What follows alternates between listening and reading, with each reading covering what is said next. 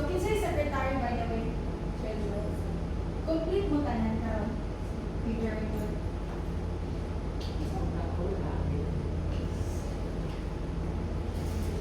Okay, for our first activity, mag-watch the video.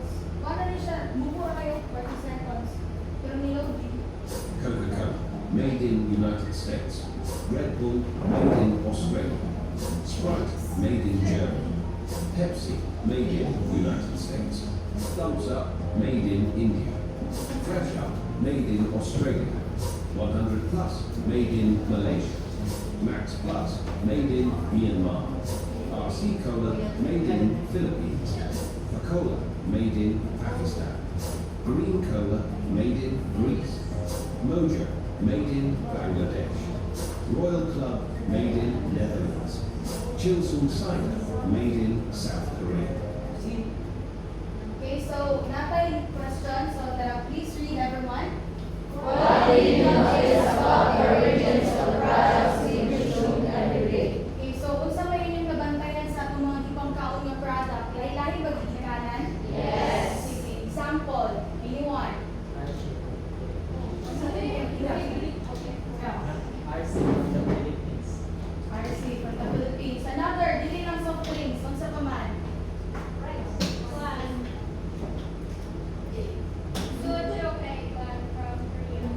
Okay, so another one.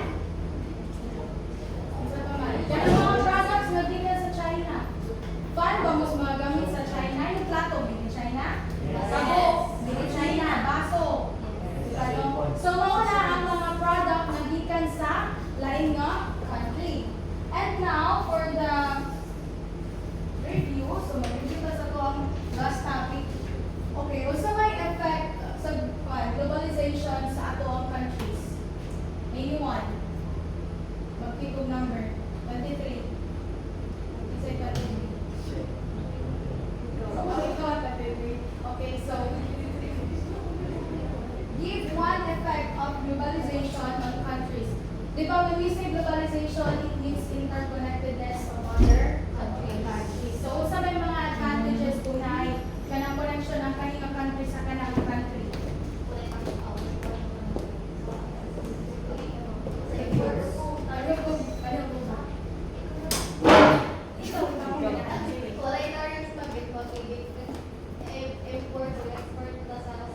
Okay. So now, makatubag na sa effects of globalization. So, isa pinag-mention ka namin globalization. Okay, so kana ito namin globalization. So now, ginanada mo dig deeper. Okay, for the next slide, it's another activity and I will give the floor to Ms. Tulipano, my co-presenter, kasi yan na ang mag-facilitate sa inyo. Okay? Good evening, everyone. Ako ba energy? Okay, gutom na.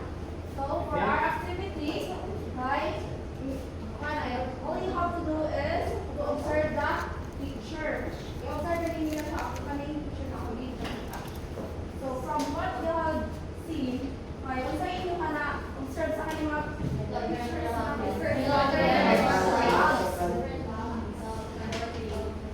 So, I have another question. What have you observed with the previous photo aside sa katong mga vlog kung sa may lain nga kanang red meaning ato mga photo for your Please raise your hand if you want to answer, please. Okay, yes, please. Okay, correct. So, basta na ba ganahan mo answer? Kung sa inyo, talk about ato mga photo mo, katong another thought aside sa karang vlogs na all countries. Yes. So aside from flags and also you mentioned the UN, Yeah. I also see that the photo itself shows different traditions of different countries, their beliefs, and they share common respect of Under connection with each other. Next. So, we are going to discuss the global interdependence. So, kung saan na siyang global interdependence? So, ito na siya discover right now. So, global interdependence means countries rely on one another for goods, services, labor, financial markets, environment,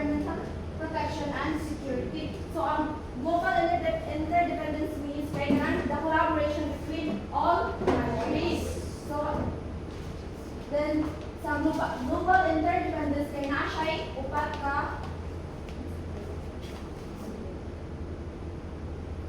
So, na siya'y upat ka dimension. So, first, you have the economic. So, economic, we have the trade, investment, imports, and exports. So, ano man imports and exports of kanang na siya sa economic.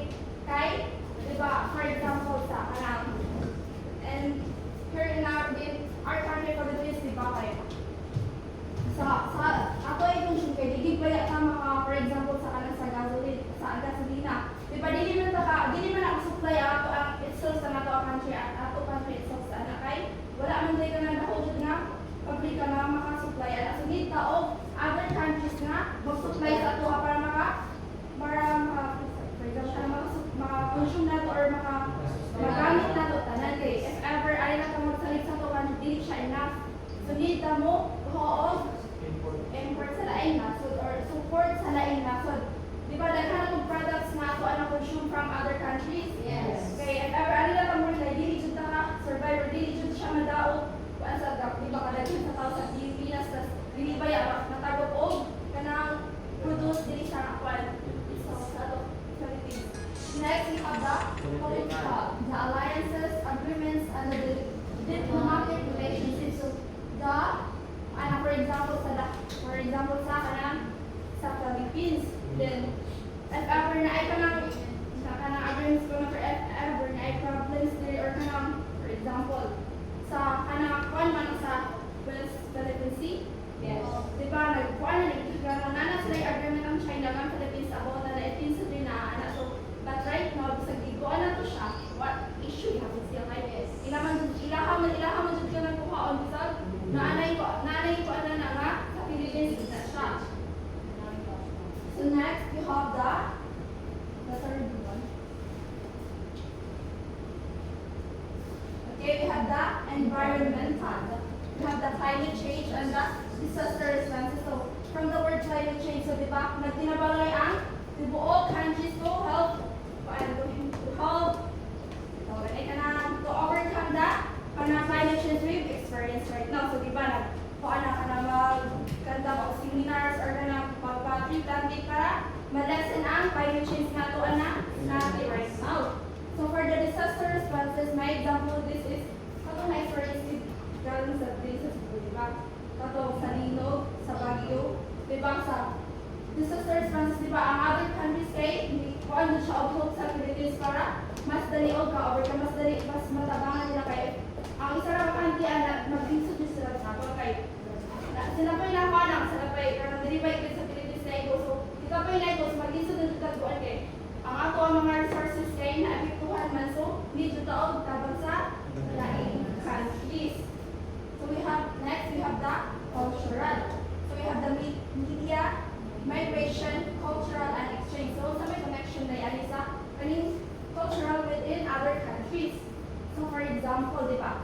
And sa media kay di ba? Where and we are in a 21st century which is technology based na ta. So for example, kay di ba? If ever ka nang matataglay na, so dili ka tamay hindi kay na videos sa online na makibot ay kung sa culture nila dito. So maka-adapt na tao dali through media. So dali na maka-adjust it mo adto ta or mo adto tao lain na food. So for example, di ba na sa migration, so, for example, mo migrate ka.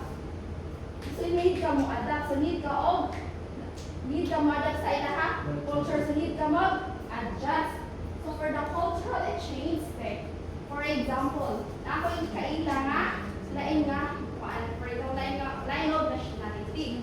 So sa kadugay na magtabi, so we share our cultures, basta na-share na kung si culture dito or sa culture na to dili. So if ever mo ato sa ilaha, so dili na ko ma-ignorante or dili na ko mag-isod og adjust kay inform naman ko nga kanang sa ilaha dito sa dili pwede buhaton dito or usay angay buhaton dito. Then if ever siya pud moari diri kay kanang aware na pud siya kung say dapat buhaton. So nakasabot ra mo? Yes. Kaya nakagets ra mo? Yes, ma'am. Dali na lang ako kay kiba na ko igutom na pud mo. So unsa nito ang upat ka dimension sa global interdependence, Economic, political, environmental, cultural. So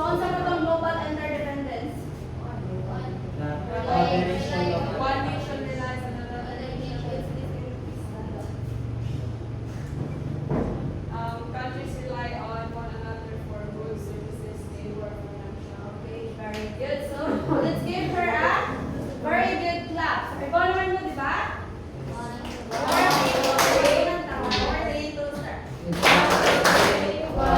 Very good, very good, very good.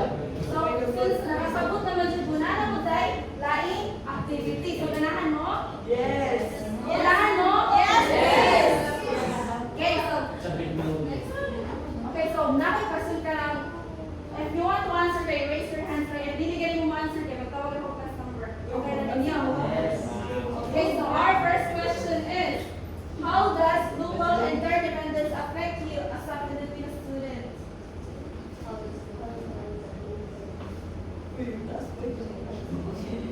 Okay lang Bisaya, ayaw magka-pressure kayo. Bisaya, di mo nila explain. Sa Pilipinas student affect access to sa other country like kung palitag kada sa other country madali ka Oh yes, very good. Let's give him a 5 claps. So, gusto mo yung answer? Wala? Ay matawag ng class number. Okay, so class number 8.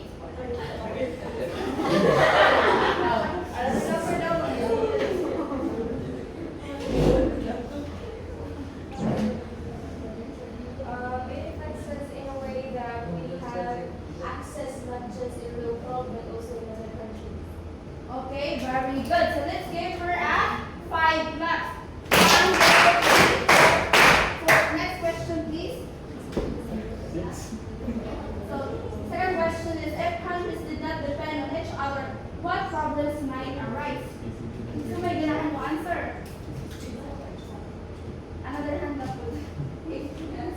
If countries do not depend on each other, what problems might arise? So one of the relevant problems here is the shortage or lack of resources in terms of food. If Philippines face a scarcity or the water scarcity, Great answer. 5 hands for him. Ang sabi na yung idea malayan. Ang sinata mo.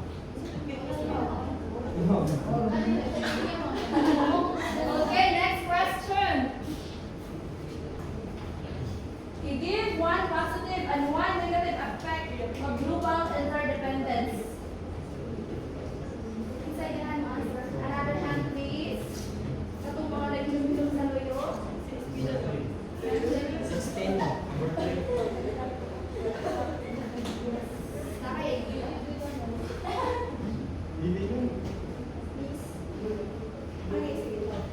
Sa kuan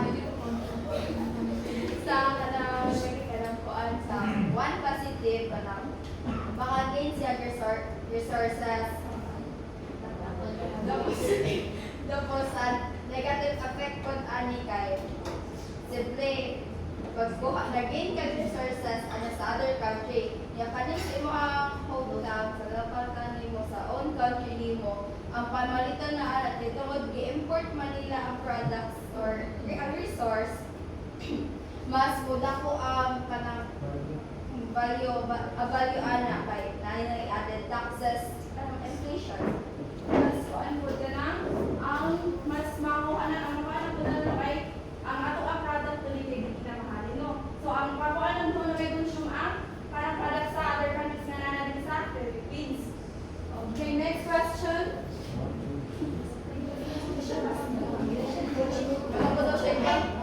Ay, nakalimut ko. Sorry! Hindi ko pala today ko. So, let's give her a 5 clap.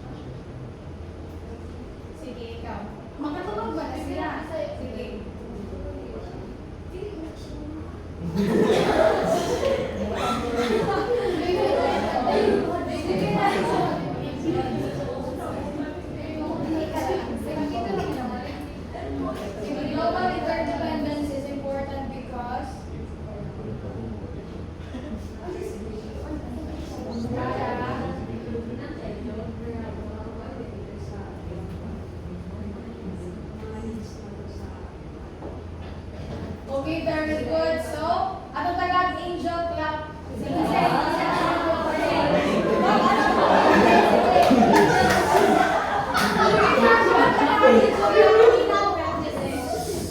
Bukan lah. 1, 2, 3.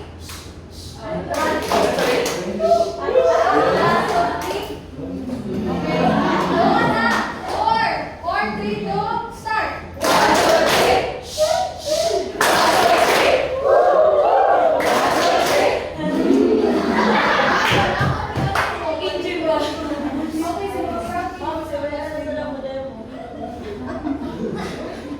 Okay, so now since naman yung learning about global interdependence, let's proceed to our short assessment na lang. Okay, so now for our assessment, write the letter of the correct answer, of course, 1/4 gihapon. Okay, so I will give you 1 minute to answer.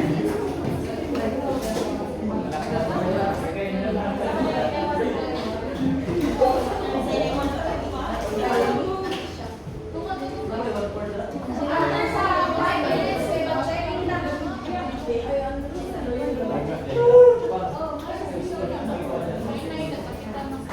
Isa.